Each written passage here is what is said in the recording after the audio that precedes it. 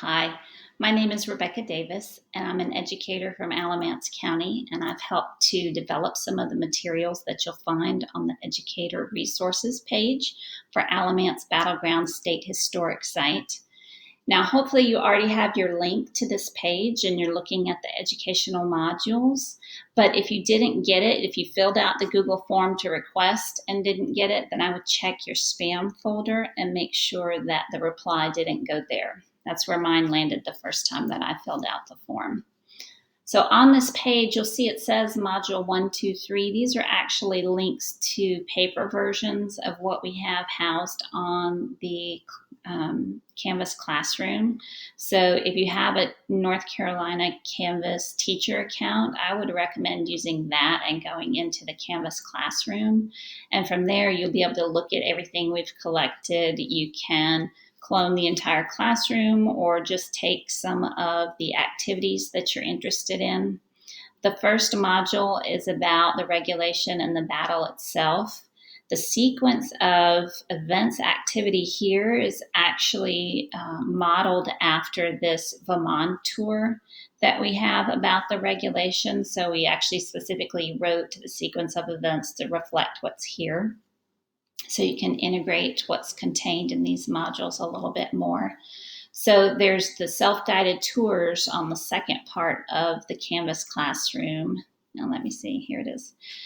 So visit virtually, you've got the Vermont tour I already pointed out to you, but then we also have a Google tour of Alamance Battleground.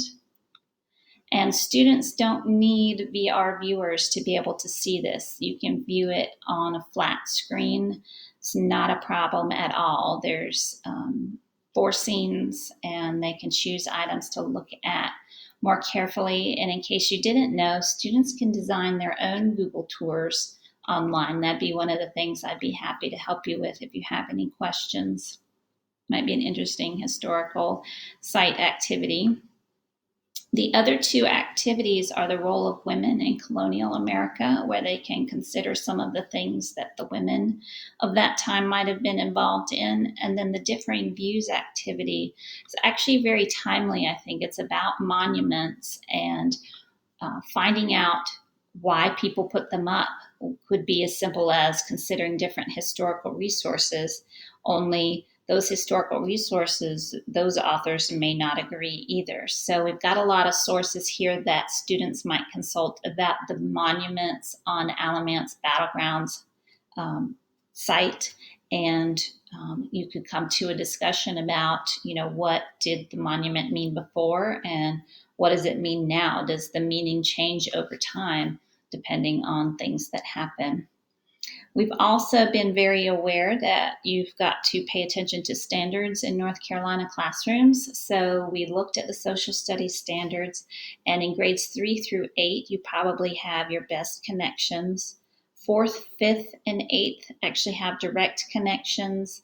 And then 3rd and 6th and 7th, you could make the connection yourself with the kids through activities that you do. And of course, at the high school level, those courses are very specialized. So I think that if you're having trouble connecting the standards, we'd be happy to consult on that as well.